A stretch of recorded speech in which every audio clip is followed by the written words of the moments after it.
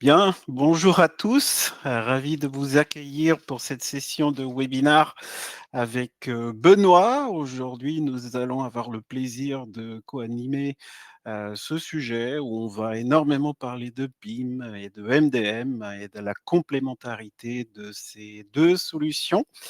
Alors je vois qu'il y a déjà pas mal de personnes qui sont connectées.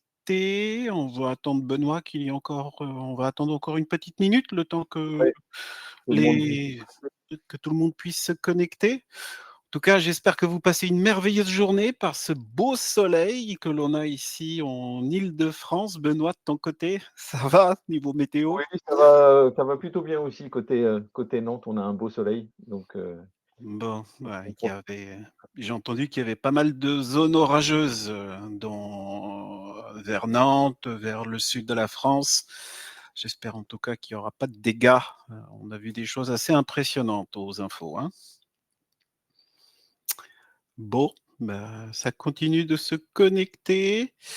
Vous êtes 11. Merci à tous, d'être là. Bonjour Michael, Gaël, Jérôme, Karine, il y a aussi Robin, Xavier, et puis voilà.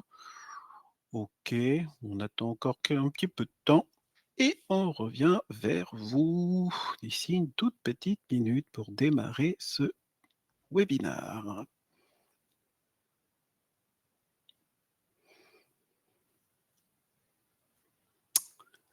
Bon,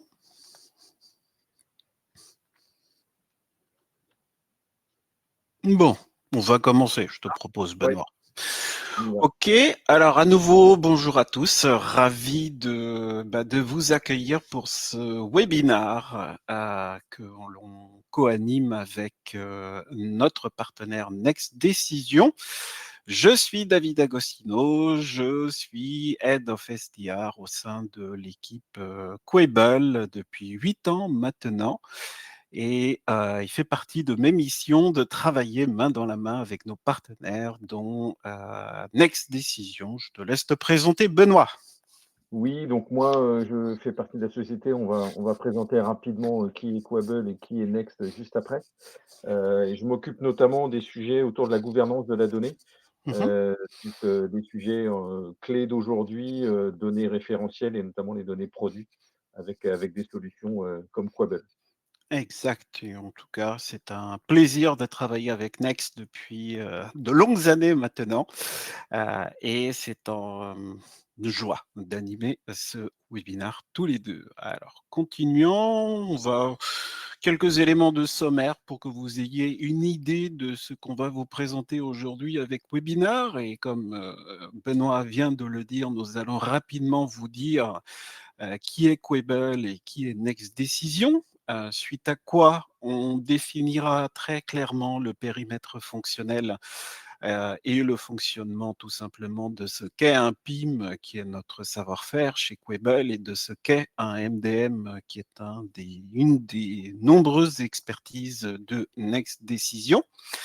À la suite de quoi, on évoquera les différences et les synergies potentielles entre un MDM et un PIM, parce que c'est vrai que ce sont des sujets qui bien souvent apportent, on va dire, de la confusion dans les entreprises qui se posent des questions. Il y a des besoins bien spécifiques pour le MDM, il y a des besoins qui le sont tout autant pour le PIM, et les deux peuvent être effectivement complémentaires. On évoquera quelques cas d'usage et on conclura par un jeu de questions-réponses avec vous. N'hésitez pas en tout cas dans l'onglet questions à poser autant de questions que souhaité tout au long de ce webinaire. On essaiera d'y répondre soit dans le cours de présentation, soit en revenant en toute fin sur vos questions. En tout cas, ça sera avec un grand plaisir. Alors, je vais commencer par vous dire qui est Quable. Quable est un éditeur d'une solution PIM et DAM, ainsi que d'un brand portal depuis plus de 10 ans maintenant. Nous sommes une société française située à Paris, dans le 10e arrondissement. Nous avons également des bureaux un peu partout en France et depuis plus de 10 ans, nous accompagnons nos clients dans leurs ambitions omnicanales, ce qui représente aujourd'hui plus de 300 marques onboardées, plus de 20 000 utilisateurs dispersés dans plus de 85 pays. On a beaucoup, beaucoup, beaucoup d'expérience dans l'accompagnement à l'internationalisation avec nos clients. C'est une société autofinancée à hauteur d'une croissance de 30 par année. On est une entreprise à taille humaine, on est une cinquantaine de Queblers et si on compte nos partenaires, dont notamment, Next Decision, on est plus d'une centaine au service de nos clients. Alors, quelques-unes de ces 300 marques, que nous accompagnons, plusieurs choses ici. Il est très important, que vous ayez à l'esprit que le PIM n'est pas designé, n'est pas fait que pour les sociétés qui font plus grossièrement de plus d'1 milliard d'euros de chiffre d'affaires, parce que c'est une idée que l'on peut avoir lorsqu'on benchmark les solutions. Quebel, en tout cas, a designé sa solution ainsi que ses modèles économiques pour répondre également aux enjeux des PME et des ETI. Plus de 60% de nos clients sont des PME et des ETI. Nous accompagnons également plus de 40% de grands comptes. Et ce qui est intéressant, c'est que la moitié de ces grands comptes étaient des PME et des ETI au début, lorsqu'on a commencé à collaborer ensemble. Et ce qui démontre également que nous sommes présents tout au long de la vie et de la croissance de nos clients, que nous les accompagnons dans ces enjeux qui sont primordiaux dans la conquête de nouveaux marchés. Car avec un PIM, on va beaucoup plus rapidement, sur d'autres marchés, on va beaucoup plus facilement à la rencontre de ces nouveaux clients et on va tout simplement beaucoup mieux et beaucoup plus facilement croître.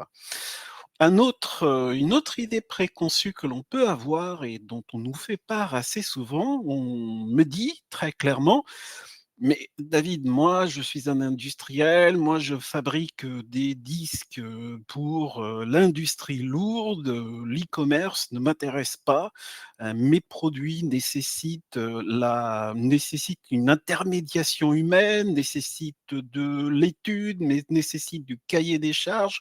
J'ai certes de la donnée, mais je ne suis pas en e-commerce». Beaucoup d'acteurs de B2B nous en font part et il faut avoir à l'esprit que le PIM n'est pas le back-office de l'e-commerce. L'e-commerce est un canal comme un autre. Le PIM accompagne les acteurs du B2B dans un de ces premiers enjeux essentiels qui est la digitalisation du catalogue. Parce qu'on le sait, on a bien souvent des contextes ou si on a un ERP ou alors une ancienne AS400 qui fait bien le job, qui est dans la stack technique, on a déjà beaucoup de chance. Et en allant vers le PIM, les acteurs du B2B digitalisent leur catalogue, les acteurs du B2B vont beaucoup mieux répondre aux enjeux des formats de données de type ETIM, de type FAB10 et vont beaucoup mieux pouvoir disperser, diffuser la donnée auprès de leurs clients ainsi qu'auprès de leurs commerciaux de terrain, notamment via notre plateforme de marque. Et une autre donnée intéressante, 20% de nos clients sont à l'international. Ce chiffre, ces 20% indiquent que ce sont 20 clients qui sont internationaux, qui ne sont pas français. Les 80% restants sont des acteurs français, mais qui pour la plupart ont tous une activité à l'international. Benoît. Next Decision, on se présente, de manière assez simple avec ces 4 piliers d'activité. Donc on est ce qu'on appelle une ESN, hein, une société de services qui intégrons des solutions, notamment Quabble. Mhm. Heu, Notre activité historique, elle est, située, à gauche sur ce slide, c'est plus des sujets autour de la data, mise en place d'outils qui permettent de gérer à la fois le reporting financier de l'entreprise, mais aussi de plus en plus les données référentielles, et on va y revenir plus longuement dans la suite de ce webinaire. Dernièrement, on a commencé à travailler sur la partie IA, et on met en place un certain nombre de cas d'usage concrets chez nos clients autour de ces technologies. Deuxième pan d'activité, Ah, non, excuse-moi, pardon. deuxième pan d'activité autour de la partie RSE, donc le pilotage extra-financier. On en a fait une activité dédiée parce que ça nécessite à la fois des outils un peu différents, des outils classiques de la data, et puis une expertise autour du sujet stratégie RSE, et notamment les directives type CSRD qui s'appliquent à un certain nombre d'entreprises en France. La partie organisation, qui est, on va dire, une partie plutôt conseil au sein de Next, sur lequel on va adresser 2 sujets. Dans un premier temps, le sujet autour du SI au sens large, donc les problématiques qu'a évoqué David, transformation du système d'information, revue des ERP, du CRM, et cetera. Et un deuxième sujet qu'on voit de plus en plus, et qui est complémentaire au projet data, qui est la partie que j'évoquais tout à l'heure, la gouvernance de la donnée, et la partie finalement organisationnelle liée à la mise en place des outils de gestion de données référentielles, comme peuvent l'être des MDM et des PI. Et puis une dernière activité qu'on appelle Business App, où on a une équipe de développeurs à façon qui sont capables, pour les clients qui ne souhaitent pas acquérir de solutions du marché et qui souhaitent développer un outil entre guillemets maison, on met à disposition des compétences sur les technologies actuelles pour pouvoir développer ces applications. OK. Voilà en quelques mots. C'est important, que tu exposes, la diversité des expertises, de, Next Décision, parce qu'on le dit à nos prospects qui souhaitent aller plus avant, dans, le projet PIM. Le PIM, dans le système d'information, va interagir avec tout un tas d'applicatifs métiers. Et ce n'est pas l'expertise de Quable que de connaître l'ensemble de ces applicatifs métiers, de ces ERP, de ces CMS, et cetera, et cetera. Et c'est pour ça qu'on s'appuie sur l'expertise d'un acteur tel que Next Decision, puisque cette maîtrise des périphériques, des solutions qui tournent, qui gravitent autour du PIM sont essentielles pour la bonne marche du PIM et pour que le projet soit un succès. Et sans une expertise avérée, le projet PIM est une catastrophe. C'est pour ça qu'on est très content, très heureux de travailler main dans la main avec Next Decision. Et ça me permet de rebondir, je l'ai pas évoqué dans les projets data, effectivement, on a aussi des expertises autour de ce qu'on appelle les middleware, Tout à fait. donc les applications, enfin les outils qui permettent de transporter la donnée entre les applications. Donc effectivement, on va, Les dans le cadre ETL, les... exactement, mettre Tout en à place fait. l'outil qui va permettre de gérer la donnée produit, mais aussi les flux de transport d'informations de cet outil vers le reste de l'écosystème SI. Et Dieu sait, Benoît, que c'est systématiquement un sujet critique pour les organisations que d'avoir un acteur qui est expert, qui a cette maîtrise de l'ensemble de ces middleware et qui a aussi cette capacité de proposer du conseil pour orienter cette stratégie de gestion de flux qui, mal pilotée, met en péril la santé et l'équilibre de tout un système d'information. Oui, c'est effectivement comme ça qu'on s'est au fur et à mesure déployé chez Next. On va d'ailleurs pouvoir passer à la suite avec aujourd'hui notre fiche d'identité. Rapidement, donc on est 270 consultants à travers la France. On a plus de 600 clients actifs, donc ça veut dire beaucoup de choses. Ça veut dire qu'on a beaucoup de cas d'usage qu'on a rencontrés chez nos clients, et c'est aussi nos clients, je vais dire, je le dis souvent comme ça, on a une fidélité mutuelle dans l'accompagnement. C'est-à-dire qu'on va finalement mettre en place des projets chez nos clients, les faire grandir sur telle ou telle thématique ou technologie. Et puis ensuite, ils vont continuer leur chemin sans nous. Et puis à un moment donné, ils vont nous rappeler pour un nouveau sujet, une nouvelle problématique. Et on va les accompagner sur ces nouveaux sujets-là. Donc c'est ce qui explique aussi ce volume de clients. Et puis une activité formation qui est aussi très présente chez nous. Donc c'est dans cet esprit de se dire finalement, on n'est pas pérenne. Nous, chez nos clients, on vient pour, dans le cadre d'un projet, faciliter la mise en place d'un outil, traiter le projet et comme on le dit, les adhérences aussi du projet. Et donc dans l'idée, c'est effectivement ensuite on transmet le témoin à nos clients qui continuent la route sans nous, une fois que le projet a été mis en place. Oui, et l'autre chose qui est important puisqu'on pour parler de projet, c'est que nous mettons chez Quable nos partenaires dans la boucle très rapidement et ça peut commencer dès les premiers échanges de découverte pour qu'on ait une compréhension qui soit alignée, sur le contexte et les enjeux, du client, tout simplement. Et avoir un partenaire tel que Next avec l'ensemble de ses expertises, l'ensemble de ses, compétences est une gageure de réassurance, et qui, nous donne de très bonnes indications sur le succès, de ces projets PIM et de tous les autres projets, sur lesquels vous pouvez monter. Très rapidement également, donc on est un acteur français. Aujourd'hui, on travaille avec des clients internationaux et donc on est amené à travailler à l'international, mais c'est toujours dans le cadre d'un contexte, d'un premier contact, on va dire, sur une base française. Et on s'est déployé à travers la France, sauf pour l'instant l'Est, sur lequel on n'a pas eu d'opportunité de rencontrer quelqu'un pour pouvoir monter une agence. Mais sinon, on a donc une implantation locale et la proximité avec nos clients est quelque chose d'important pour Mmh. nous. Explique ce maillage voilà, assez fin, on va dire, de la France. On a quelques places fortes. Notre siège est à Nantes.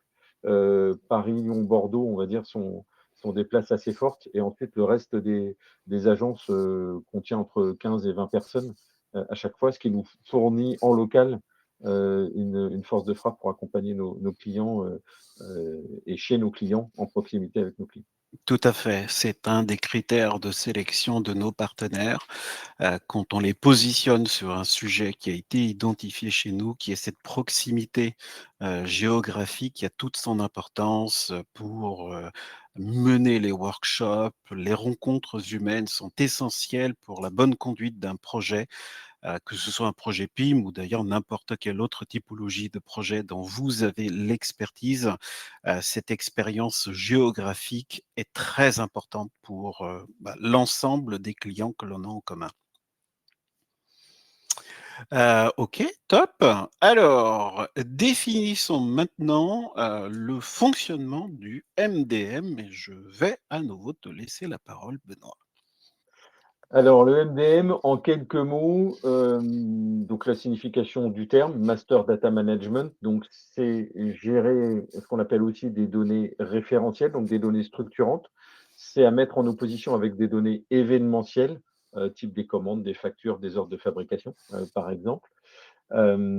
Donc cette gamme d'outils, est arrivée sur le marché il y a une vingtaine d'années, pour les raisons qu'on évoque ici. C'est-à-dire que finalement, on parle d'un sujet transverse au sein de l'entreprise, et qui n'est pas adressé par, les ERP, les CRM, même j'oserais dire les sites e-commerce. C'est-à-dire que oui, ils ont besoin, de données référentielles type client, produit ou autre. En revanche, ils n'ont pas été créés pour gérer ça. Ils ont été créés pour gérer un process métier, Mmh. qui de la facturation, qui de la production ou autre. Et donc finalement, cette gamme d'outils MDM est née pour pallier à ce sujet de comment j'assure que ma donnée produit, client, fournisseur est homogène à travers l'ensemble de mon système d'information et quel que soit l'outil sur lequel je me connecte. Et que je m'assure que typiquement les coordonnées téléphoniques, les coordonnées postales, voilà, tous ces éléments-là sont à jour et corrects dans l'ensemble du système d'information. Et surtout, correcte et bonne, donc de bonne qualité. Donc ça, c'est l'enjeu, et c'est la je dirais la définition première du MDM. Et on l'a illustré, ensuite avec un exemple qui est, pas du tout lié à la donnée produit, mais plutôt, lié à la donnée salariée, si tu veux bien, David, avancer. Dans l'idée, si vous voulez, on va parler dans les projets MDM et dans les outils MDM de ce qu'on appelle le golden record. Le golden record, c'est la vision unique d'une donnée produit, client, salarié, dans l'exemple qu'on a sous les yeux, est juste. Et le MDM a pour objectif, dans certains cas, de récupérer les informations qui sont dans l'ensemble des systèmes d'information. Donc là, on a pris un exemple qui parle un peu à tout le monde, le salarié, qui va être défini dans un système de paye, dans un SIRH, dans un outil potentiellement de rémunération variable, qui va être défini de manière différente. On voit que le nom ou le prénom ne sont pas toujours écrits de la même façon, la société n'est pas toujours écrite de la même façon. Parfois, j'ai le mail, parfois, j'ai le téléphone. Donc finalement, j'ai une information parcellaire et pas identique à travers les systèmes d'information. Et un des enjeux du MDM, ça va être de se dire, bah, je récupère l'ensemble de ces informations-là, ce qu'on voit dans le bas de l'écran, là, dans le bas de la slide. Je vais finalement pouvoir être capable de comparer et avec des règles automatisées, et encore plus maintenant avec les technologies type IA qui vont nous aider sur ce type de choses, va nous permettre de déterminer la vraie valeur de chacun des attributs. Et finalement, de créer cette notion de golden record qui est en bas, merci, merci David, qui est la vision complète, exhaustive et unique, là dans l'exemple que l'on a, du salarié. OK, On a exactement la même chose si on parle de produits, si on parle de clients, si on parle de fournisseurs. D'accord? OK. Donc ça, c'est un enjeu assez fort, c'est-à-dire que dans le cadre du MDM, et on va le voir juste après, on a différentes typologies de mise en place et d'architecture, mais on va pouvoir se dire, on insère un MDM en mode coexistant, c'est-à-dire ma saisie reste là où elle est. Si je reprends l'exemple d'avant, ma saisie reste dans le système de paye, reste dans le système de l'outil de rémunération variable. Ça reste à cet endroit-là. Par contre, je crée un système avec des flux qui va me consolider ça au niveau du MDM. Dans le MDM, je vais faire ce qu'on appelle l'intendance, c'est-à-dire que je vais mettre en place les règles qu'on a vues juste avant qui permettent de passer de 3 enregistrements avec 3 visions un petit peu différentes à une seule vision unique.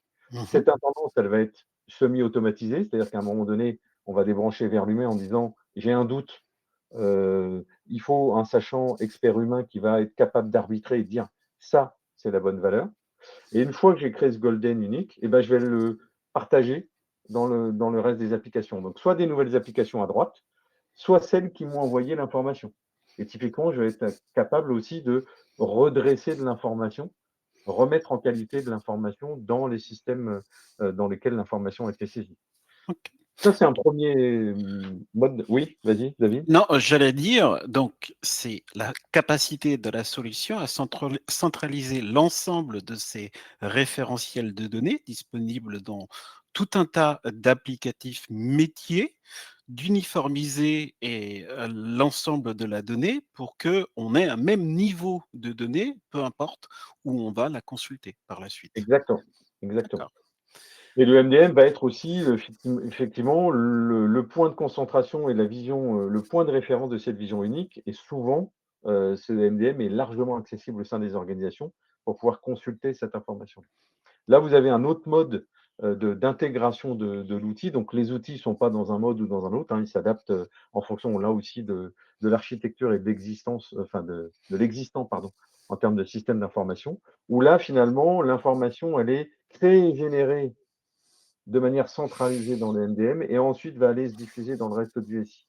Et donc là, le MDM va fournir des capacités de workflow, de règles de contrôle à la saisie, de ce qu'on va appeler de l'enrichissement, en disant finalement, si je prends un exemple d'une adresse postale, ben, on a une API qu'on appelle Sirène, fournie par le gouvernement qui permet de récupérer des adresses postales normalisées. Bon, ben, on va faire appel à ce service gratuit et récupérer une adresse normalisée.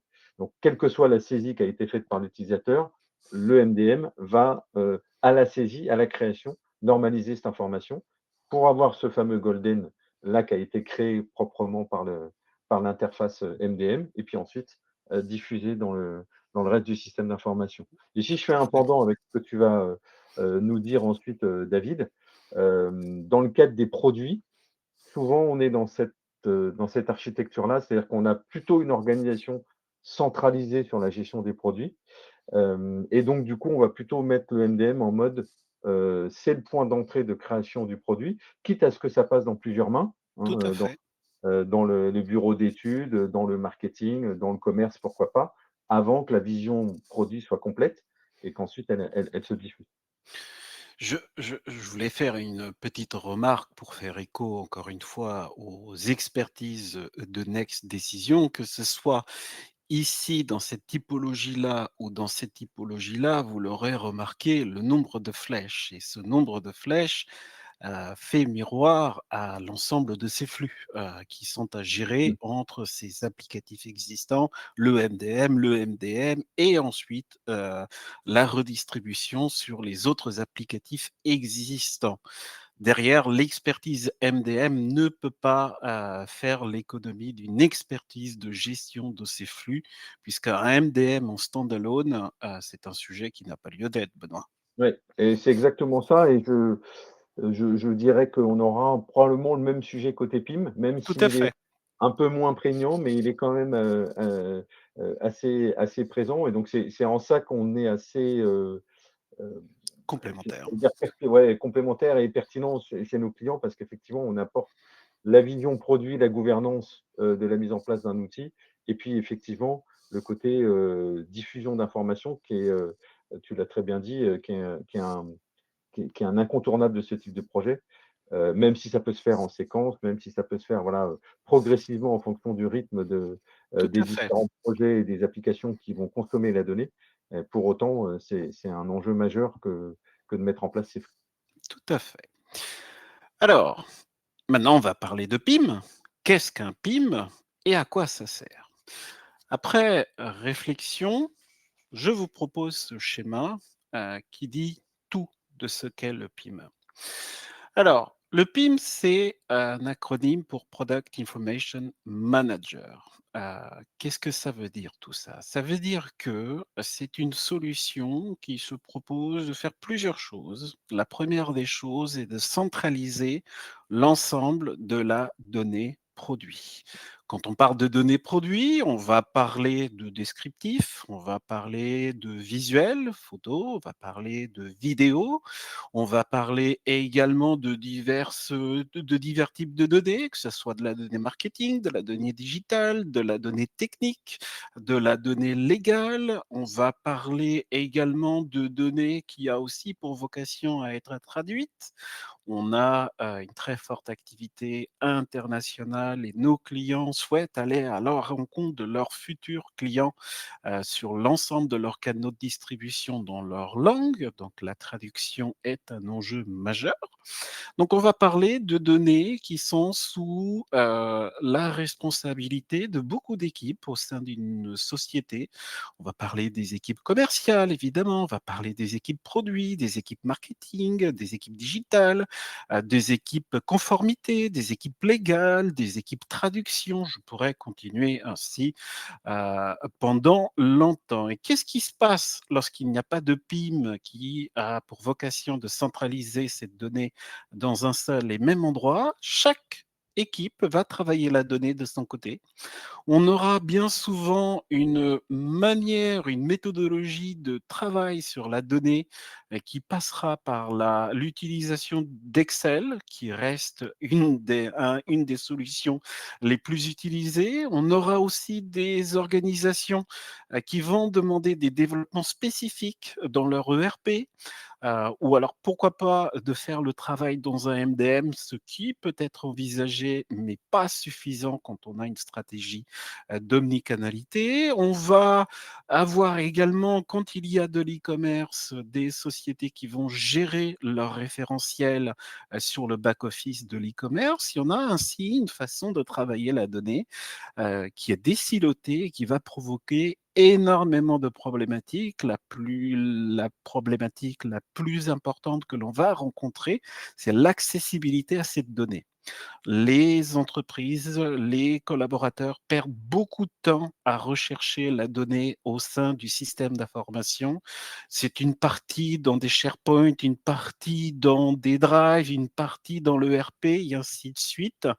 Et les pertes de temps sont assez conséquentes. On sait qu'en moyenne, un collaborateur perd une journée par semaine à rechercher la bonne donnée, la donnée qu'il puisse utiliser dans son périmètre au sein de ce système d'information. Donc le PIM est central dans le système d'information.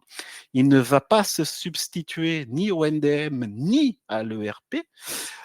Il sera là pour centraliser l'ensemble de cette donnée. Donc tout ce qui est perte de temps dans la recherche de la donnée, on a un gain de productivité qui n'est plus à faire. Le PIM est ensuite et surtout, j'ai envie de dire, une solution dédiée au travail sur la donnée. Les personnes qui travaillent avec le PIM sont les personnes qui sont en charge de créer, d'enrichir ou de mettre à jour la donnée, quel que soit le périmètre de la donnée, quelle que soit l'équipe. La solution est là pour les aider dans leur quotidien à créer, enrichir ou mettre à jour cette donnée produit. C'est une solution de travail, donc il va définir toutes ces étapes de création, d'enrichissement et de mise à jour. Et le plus squable, c'est de dire les équipes métiers, n'ont pas du temps à perdre, doivent avoir une des solutions les plus simples d'accès. On a mis l'accent sur l'ergonomie, sur l'UX, sur l'UI, sur l'adaptabilité aux divers contextes d'entreprise que l'on va rencontrer. Donc le PIM peut recevoir de la donnée de base de données, de fichiers, des vidéos, des photos, on peut tout intégrer dans le PIM. Si vous êtes également dans un contexte de négoce, vous pouvez également insérer ou absorber l'ensemble des fichiers de vos fournisseurs. Et une fois que vous avez la donnée qui est initialisée dans le PIM, le workflow, donc c'est-à-dire la méthodologie de travail se met en place, qui fait quoi à quel moment, quelle est la première équipe qui intervient pour enrichir cette donnée, la deuxième équipe, la troisième équipe, la quatrième équipe, ainsi de suite, ainsi de suite. Donc on est là dans une recherche de productivité et on est là aussi pour dire, plutôt que de perdre du temps à rechercher la donnée, plutôt que de perdre du temps à envoyer des messages par Slack, par messagerie ou alors tout simplement à se déplacer de bureau à bureau pour aller interroger les collaborateurs s'ils ont travaillé la donnée dans leur périmètre pour que la personne puisse continuer ou puisse faire travailler la donnée de son côté. Le PIM est là pour aller plus vite et surtout pour permettre à ces équipes qui sont en charge de quelque chose qui est critique pour les organisations, l'or noir de l'ensemble des sociétés, c'est la donnée produit, de se concentrer non pas sur le comment je travaille la donnée, mais qu'est-ce que je fais de la donnée, qu'est-ce que je vais proposer en bout de course comme expérience produit pour que mes clients actifs, pour que mes futurs clients aient ce déclic pour passer à l'acte d'achat. Et une fois que tout ce travail est fait, euh, le PIM va distribuer les fiches produits dans tous les canaux de distribution, que ce soit des sites e-commerce, peu importe la solution, Quebal et Shopify Partner, mais on a des clients qui sont équipés, qui avec PrestaShop, Magento, Salesforce Commerce Cloud, EuroCommerce et que sais-je encore, ou des sites custom. Les marketplaces sont essentiels pour beaucoup de nos clients parce qu'elles savent très bien qu'un acte d'achat sur deux commence par une recherche sur une marketplace et que ne pas être présent en marketplace, c'est louper des possibilités de business, tout simplement. Des applicatifs métiers divers et variés, le service client qui parfois reçoit des appels de clients qui se posent des questions sur certains types de produits. Ce service client, quand ils n'ont pas de catalogue papier, n'ont pas accès à la donnée et du coup ne peuvent pas donner le bon conseil parce qu'ils n'ont pas la donnée, mais également les magasins. Beaucoup de nos clients ont une activité retail importante, que ce soit pour gérer le format de données type à la GMS, la l'AGS One ou alors des distributeurs spécialisés, les Point P, les Casto et que sais-je encore, qui vont demander des formats de données spécifiques de type FAB10, notre solution peut y répondre. Le catalogue, la brochure qui reste très important pour beaucoup de nos clients. Le PIM est là pour préparer la donnée en amont, pour l'envoyer vers la solution de catalogue et pour éviter que le catalogue mette 6 mois à sortir à cause de la non-maîtrise de la donnée en amont et des divers allers-retours entre les infographistes et les diverses personnes qui sont en charge de valider la donnée. Et finalement, l'ensemble des distributeurs et des revendeurs. Le PIM est pertinent lorsque vous avez plusieurs canaux à adresser. Le PIM est pertinent lorsque la gestion de la donnée et la diffusion de la donnée pose problème, tant en termes opérationnels qu'en termes de time to market, parce que si on n'est pas efficace dans la gestion de sa donnée, on a un time to market trop conséquent. Et si on a un time to market trop conséquent, on ne peut pas aller chercher de nouveaux canaux. Avec une bonne maîtrise de la donnée en amont, on adresse beaucoup mieux aux canaux existants et on pourra beaucoup mieux adresser aux canaux à venir. Bien souvent, les sociétés font appel à nous en nous disant: «Jusqu'à présent, on s'en est sorti, on travaille la donnée sur Excel, dans notre site web, peu importe, on y arrivait. Mais là, notre plan de croissance passera, par de nouveaux marchés. Je veux aller sur le marché allemand, sur le marché italien, sur le marché espagnol. Donc, j'aurai plus de données, plus de volume à traiter. Je ne sais pas comment je vais pouvoir absorber cette charge de travail. En étant plus productif en amont, on peut absorber plus de volume et on adresse une donnée plus consistante qui répond beaucoup mieux aux standards de marketing, aux standards d'expérience produit que l'on souhaite proposer à l'ensemble des clients et des prospects. Alors, la proposition de valeur de Quable, c'est d'abord un PIM qui permet effectivement de centraliser, d'enrichir et de diffuser tous les produits sur tous les canaux. J'insiste parce que c'est très important, qu'ils soient digitaux ou physiques. Si vous êtes un acteur qui avait une façon de commercialiser qui passe surtout par des équipes terrain, grâce notamment à notre portail de marque, vous pourrez beaucoup mieux adresser votre catalogue produit sur le terrain. Mais on y reviendra. Nous proposons également un DAM. Le DAM, c'est quoi? C'est la possibilité de gérer toutes les photos et toutes les vidéos. Sachez-le, sur le marché du PIM et du DAM, vous trouverez des solutions qui ne sont que des PIM, vous trouverez des solutions qui ne sont que des DAM. Depuis 13 ans maintenant, Quebal a décidé de mutualiser les 2 solutions pour permettre aux équipes de rester focus sur la gestion de leurs données produits, quelle que soit la donnée, qu'elle soit graphique, qu'elle soit visuelle, qu'elle soit vidéo, qu'elle soit textuelle, peu importe, vous faites tout dans dans une seule et même solution.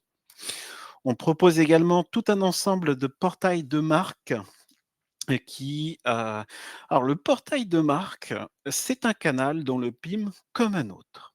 Le portail de marque permet par exemple de distribuer de la donnée, travailler, marketer à jour sur le terrain. Vous avez des commerciaux terrain qui vont à la rencontre de leurs clients, de leurs prospects, qui souhaitent avoir une solution de présentation du catalogue qui soit beaucoup plus interactive. Le portail de marque est là pour répondre à ce besoin. On a des clients également qui ont une typologie de produit qui est très complexe, qui nécessite de la formation et qui se servent du PIM pour centraliser toute la donnée de formation distribuée dans le portail et le portail est utilisé comme une solution d'e-learning. On a même des clients qui utilisent ce portail comme une press room pour communiquer auprès de la presse. Et finalement, Quable, c'est également un app store où vous allez trouver, tout un tas d'applications, qui répondront aux attentes de votre écosystème. Donc vous trouverez des connecteurs avec l'ensemble des solutions du marché, des solutions e-commerce du marché, que ce soit des connecteurs maison ou des connecteurs qui sont proposés par nos partenaires. Nos partenaires peuvent développer tout un tas d'applications autour de notre solution. On leur ouvre la solution. On a également des applications de traduction. On a plusieurs façons de traduire. On a de l'IA dans la solution qui permet de traduire. On a également des connecteurs avec une très grande agence de traduction qui s'appelle Textmaster. Évidemment, vous trouverez également des connecteurs avec les agrégateurs de flux. Les agrégateurs de flux sont des solutions qui permettent de distribuer la donnée dédiée au marketplace. C'est très important de passer par un agrégateur de flux et la plupart de ces agrégateurs, les Lengo, les NetEven, les Shopping Feed et que sais-je encore, sont très heureux de travailler avec un PIM puisqu'ils reçoivent une donnée structurée qui ne nécessitera pas des allers-retours non-stop avec vos équipes avant que ça soit distribué au marketplace. Donc, c'est une solution all-in-one. Vous avez du PIM, du DAM, du portail, tout un tas d'applications et surtout des partenaires experts comme Next Decision pour mener à bien ce sujet. Évoquons maintenant les différences entre le PIM et le DAM, Benoît. Ouais. N'hésitez pas. Alors, j'ai l'impression qu'il y a eu, à moins que ça soit nos collègues, une question sur le chat. Non, c'est nos collègues qui ont posté du contenu. N'hésitez pas à aller voir la partie chat. Thibaut de Quable partage du contenu avec vous. Donc, n'hésitez pas à aller prendre l'ensemble de ces URL. Alors, les différences entre le MDM et le PIM. Commençons par le MDM. Alors on fait les 2 chez Next comme l'a dit David et donc du coup on a challengé en préparant ce webinaire avec David un peu essayer de sortir les grandes différences. La frontière entre ce type d'outils, peut, Très parfois être un poreuse. peu floue, ouais, parfois poreuse, et l'exercice auquel on s'est mené, ça a été de sortir quand même les forces, et de se dire sans, contorsionner l'outil, qu'est-ce qu'on est capable de faire de manière assez simple dans chacun de ces outils-là. Sur la partie MDM, effectivement, on va être sur de l'information, entre guillemets, un peu plus de gestion et un peu moins de marketing. Alors, je fais vraiment simple parce que certains éditeurs des MDM me diraient non, on sait faire aussi le marketing, c'est sûr, mais on va dire que à l'origine, c'est quand même dans un objectif de gérer notamment la partie nomenclature de production. Hein, donc, finalement, s'adosser à un ERP, un MDM va savoir très bien faire ça. Euh, Communiquer, on a parlé, David le disait, le PIM, c'est finalement de la communication externe et interne. Le MDM, c'est de la communication interne et externe. Tout à fait. Je joue un peu sur les mots, mais dans l'esprit, c'est quand même ça, on va dire le positionnement des outils et donc du coup, finalement, communiquer avec l'ensemble des outils, il manque une parenthèse, mais l'ensemble des outils qui sont là, bah, c'est finalement, nativement fait, par le MDM. Hem L'un des enjeux, c'est aussi le partage au-delà des outils, c'est le partage de la donnée L'accessibilité. auprès des utilisateurs. Et donc du coup, je vais prendre un exemple très simple, mais le mode de tarification des licences des outils MDM à 90 c'est à la donnée gérée et pas à l'utilisateur. Et donc c'est une autre façon de le dire, c'est si on veut donner accès à 100 utilisateurs sur un MDM, ça coûte pas plus cher que s'il y a 10 utilisateurs. D'accord? Donc c'est dans le mode de tarification, il y a aussi ça, c'est-à-dire de se dire: «Je rends accessible cette vision unique, de la donnée». L'autre différence majeure, bien évidemment, c'est qu'un MDM, c'est multi-domaine, donc multi-données et de référence. Ça va gérer des produits, mais aussi des clients, des fournisseurs, des plans de compte, des sites et cetera et cetera. Tout à fait. Je crois que le maître mot là, c'est gestion, gestion de la donnée. Alors que dans le PIM, on est aussi dans la gestion, mais on est surtout dans la création, l'enrichissement, la mise à jour de la donnée et Oui, sa diffusion externe. oui, oui. Et cette partie connectivité qui est beaucoup plus développée, c'est-à-dire ce que tu disais juste avant, c'est-à-dire des connecteurs natifs avec un certain nombre d'applications externes, avec des normes aussi, Tout à quoi, fait. plutôt FAT10. Typiquement dans un MDM où vous n'avez pas de format d'export façon FAT10. Donc ça veut dire que vous allez le refaire, on sait faire et nous, en tant que flux, on va être capable, enfin gestionnaire de flux, on va être capable de mettre en place les flux qui génèrent ça. Mais finalement, on va le refaire alors que si on a un PIM, comme Quable, bah, en fait, on l'a nativement dans l'outil, à disposition. Tout Donc ça, à c'est très fait.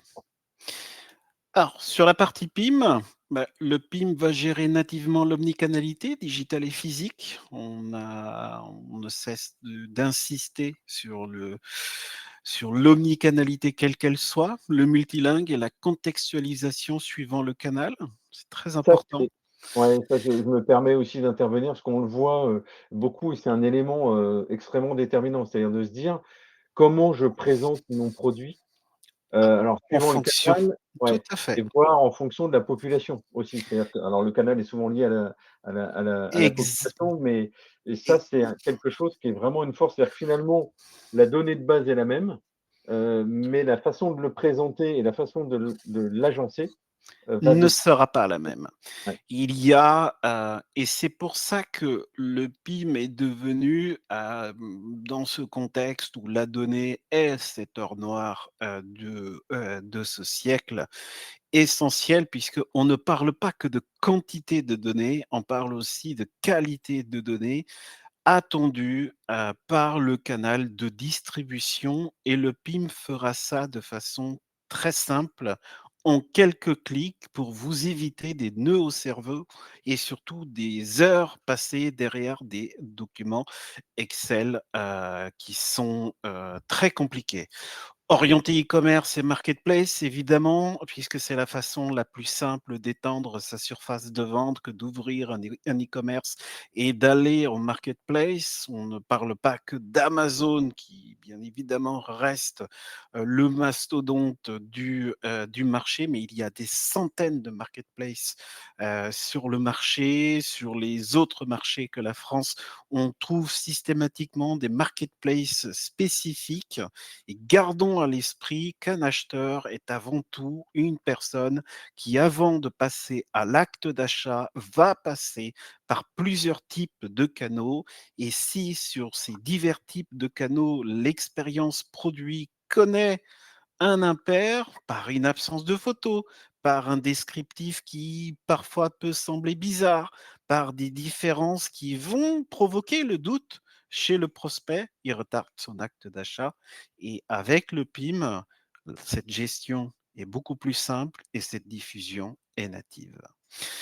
Et notre solution, en tout cas, va embarquer des, fonctionnalités poussées, d'asset management, puisqu'on le sait et on le répétera jamais assez, les photos, les vidéos, pour la plupart des produits, provoquent, l'adhésion des futurs clients.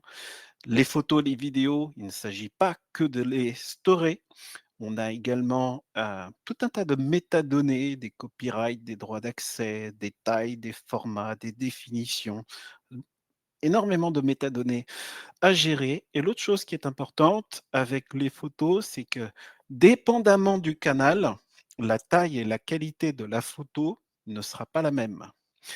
Et l'autre chose qui est importante, c'est que les marketplaces ont toutes des, attentes et des exigences différentes concernant les photos et les vidéos. Et avec le PIM, vous pourrez notamment adresser automatiquement, vos assets au bon format attendu par vos canaux de distribution. Et la complémentarité alors du PIM et du MDM, Benoît? C'est un peu le meilleur des 2 mondes et on y reviendra dans la dernière partie du webinaire avant de conclure. Mais effectivement, je dirais que le MDM, comme tu l'as dit tout à l'heure, c'est de la gestion de données et notamment la gestion de la qualité de la donnée, hein. Le fait d'avoir Mmh. cette vision unique du produit, quel que soit le système où la donnée a potentiellement été créée ou si on le crée en centralisé, voilà, fournir un outil qui permet de gérer cette donnée de qualité et finalement on va, compléter, ou allier, cette donnée de qualité avec, ce qu'on vient de dire là, c'est-à-dire et dans le cas de Quabble, c'est un élément vraiment différenciant, c'est-à-dire à la fois les fonctionnalités omnicanal et les fonctionnalités d'asset management, Tout à qui fait. permettent aussi voilà, d'avoir la brique complète et d'être capable de discuter en interne comme en externe, autour de cette donnée produit Et et je puis, fais ouais, je vas-y. me permets de te faire juste un petit commentaire pour, corroborer ce que tu viens de dire. Vous avez ici un aperçu, d'un exemple de fiche produit et vous le voyez que l'expérience Quable, c'est de tout embarquer, heu, autour, de la gestion de la donnée, mais également de la gestion des assets. Tout se passe dans une seule et même, fiche produit. Et donc l'enjeu, il va être aussi effectivement d'avoir, potentiellement une audience, différente et de couvrir l'ensemble, de l'audience au sein d'une organisation. Donc à la fois ceux qui ont besoin, de données produits, y compris pour faire de la fabrication, hein, ou de l'assemblage, dans l'industrie et La puis, R&D, la production, les exactement. achats. Et puis des utilisateurs marketing qui vont avoir une volonté d'aller beaucoup plus loin que ce que fait nativement un MDM, en disant: «Voilà, j'ai des enjeux de traduction, des enjeux potentiellement de multilangue et puis j'ai des enjeux aussi de», je le redis, hein, ça c'est important, de suivant mon canal, et suivant même le physique digital, de présenter l'information de manière, différente. Je prends un exemple très bête, la présentation des allergènes suivant le pays où on publie l'information n'est pas la même. Donc ça, c'est, finalement des choses qui vont être intégrées beaucoup plus aisément dans un PIM, que dans un NV. Tout à fait. Alors excuse-moi. Et Heu, alors les avantages de cette approche complémentaire? donc on l'a dit, parce que je vois le temps qui file effectivement, il nous reste un peu moins de 10 minutes. La qualité de données qui va être améliorée par cette brique, potentiellement MDM. Alors ça ne veut pas dire que le PIM ne permet pas de faire de la qualité de données, hein. Là, l'objectif d'aujourd'hui, C'est il est aussi différent et c'est complémentaire et on exact. a le PIM ne va pas gérer l'ensemble de ces référentiels qui sont importants. Exactement. Donc effectivement, on va pouvoir, améliorer cette qualité, aller vite, sur la mise à disposition de l'information et ça, c'est important aussi. Les projets PIM, enfin, tu en parleras peut-être après, aussi David, mais des projets de mise en place de PIM, on parle de De quelques 3 4 mois. points. Voilà, donc De on est 3 4 mois, tout à fait. des choses qui sont quand même extrêmement rapides pour une valeur ajoutée, encore une fois, qui va assez loin, hein. L'enjeu, il va être au-delà de la mise en place, comme on l'a dit tout à l'heure, d'arriver à diffuser l'information. Il y a des choses qui vont se faire nativement avec des connecteurs et puis il y a des choses sur lesquelles il faudra, probablement, faire des et l'omnicanal, on en a parlé. Dans omnicanal, ça ne veut pas dire forcément on est, une grande société internationale avec du multilangue. Ça peut être, basiquement, j'ai un catalogue papier et j'ai un site, de Tout à fait. publication. Je ne parle même pas d'e-commerce, mais de publication de mes produits, sur mon site, et ben, les 2 sont gérés de manière, unique et homogène et centralisée avec un Oui, voilà, où on a aussi des acteurs qui ont j'ai un magasin, je commence à faire un peu d'e-commerce, je vends des produits spécifiques donc en Languedoc-Roussillon, j'ai un commercial qui va voir du client. L'omnicanalité est partout, l'idée c'est d'aller chercher le client, et de lui proposer une expérience produit inégalable. Alors, on va aller assez vite parce que j'aimerais qu'on garde tout de même quelques minutes pour des questions éventuelles. Alors, ce sont des outils héroïstes, quelques exemples de cette ROI dans cette stack que l'on vient d'évoquer. Notre client Berluti a déployé 4 nouveaux canaux de distribution en moins de 6 mois. Delzay à Nîmes, grâce notamment à notre portail B2B, 5 000 revendeurs dispatchés un peu partout en France, en Europe et dans le monde. Naos, on les a accompagnés en moins de 3 mois sur l'ouverture de plus de 40 pays. Et là, vous voyez à quel point ce que je disais tout à l'heure, quand on maîtrise mieux sa donnée produit, on pourra beaucoup mieux maîtriser l'intégration de nouveaux canaux en gérant les spécificités de chacun de ces canaux. En termes de productivité, on a chez Deneville un bon chocolatier, que je vous recommande d'ailleurs. Cela s'est accompagné de plus de 20 de CA en ligne via les revendeurs.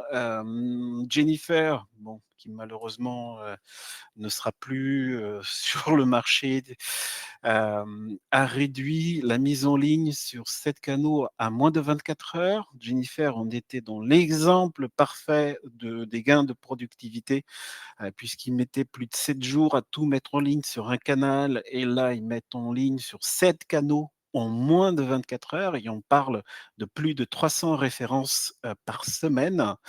Et le Club Med a gagné 6 mois par an dans la création de ces brochures.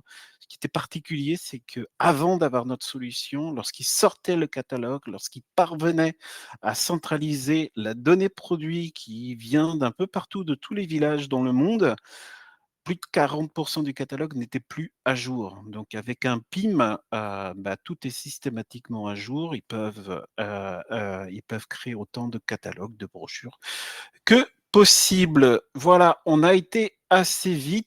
Je ferai Oui. encore un petit accent, mettrai encore l'accent sur la partie projet, puisqu'effectivement, Benoît l'a dit, ce ne sont pas des projets qui vont nécessiter une bande passante d'une année, 2 années, 3 années.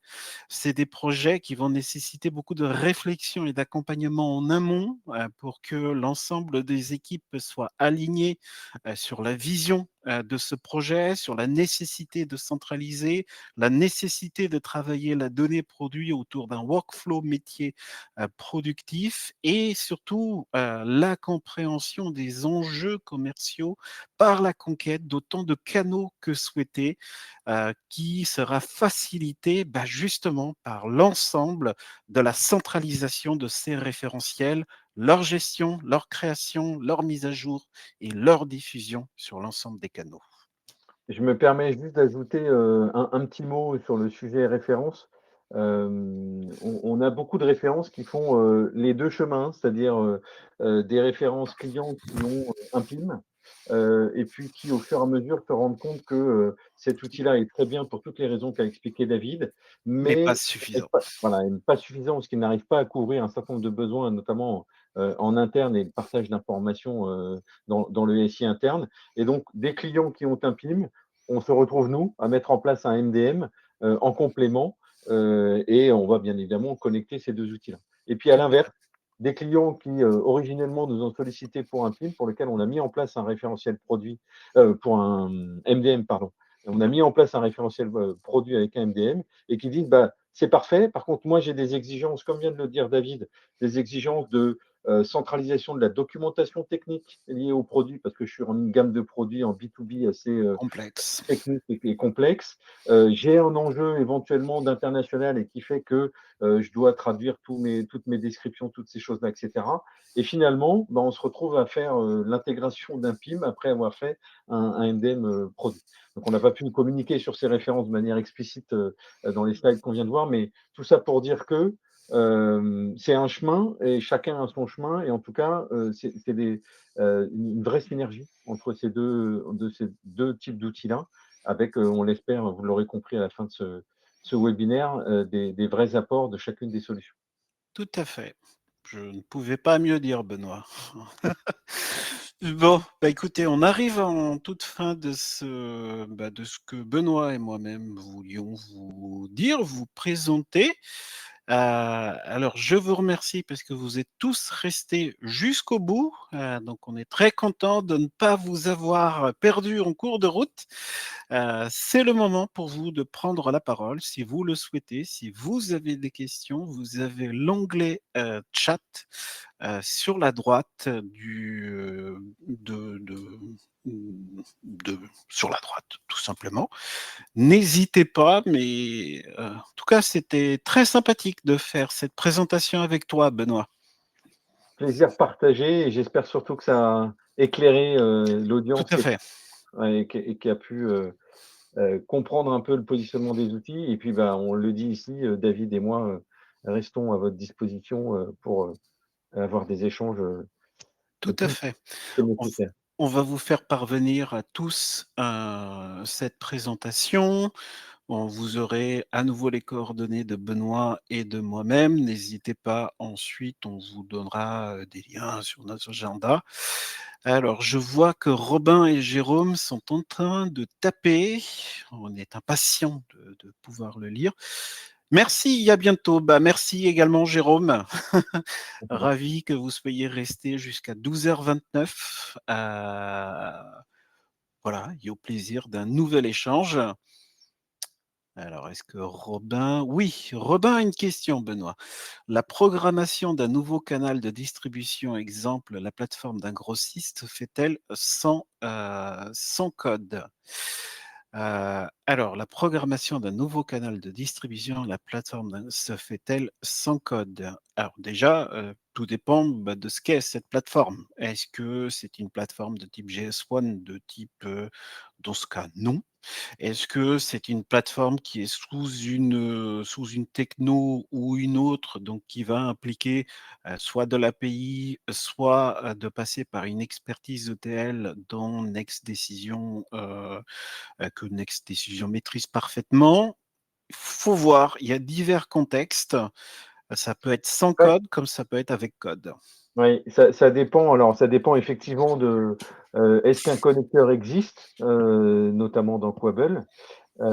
Auquel cas là, effectivement, c'est que du paramétrage et donc du coup, Ouais, il y a il n'y pas a de pas de code. code. Si c'est, effectivement, l'exploitation des API qui sont disponibles, là, il va y avoir du code. C'est-à-dire qu'il y a bien quelqu'un qui doit, à un moment donné, interroger l'API, pour faire simple, hein, récupérer les données et les injecter, dans la nouvelle plateforme. Après, le maître mot là-dessus, c'est que Quable fournit en standard, des standards, du Oui, marché en j'aime beaucoup ça. des API, des connecteurs, largement utilisés sur le marché et qui fait qu'on couvre la majorité des besoins. Ensuite, voilà, il faut regarder un peu plus, dans le détail effectivement, Et ce les, que c'est, mais et je compléterai, Benoît, en disant les besoins métiers. Est-ce ouais, que vous avez besoin d'adresser cette donnée de façon... Quel volume vous avez adressé à cette plateforme? Si on parle d'un volume qui doit quotidiennement graviter de notre solution à cette plateforme, là, on va évoquer des solutions d'automatisation de la donnée. Après, il faut voir à l'usage, je sais que c'est une réponse un peu de normand que je vous fais, c'est ça dépend, mais comme l'a dit Benoît, Quable offre les possibles pour que, une agence comme Next Decision réponde à vos attentes. Est-ce que ça vous suffit comme réponse, Robin? Il est en train de taper. Super, merci. Mais il faut parfait, qu'on en rediscute de façon plus plus en détail, développée, ouais, plus en nécessaire. détail, puisque je pense il y a un sujet à explorer. Est-ce que quelqu'un d'autre a une question? Alors, ils sont encore 9, Benoît.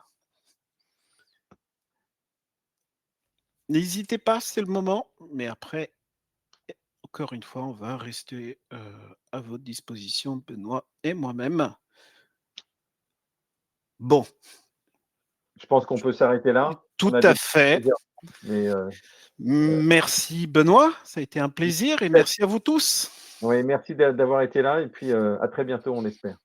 Avec plaisir. Bonne Bonne journée. au revoir.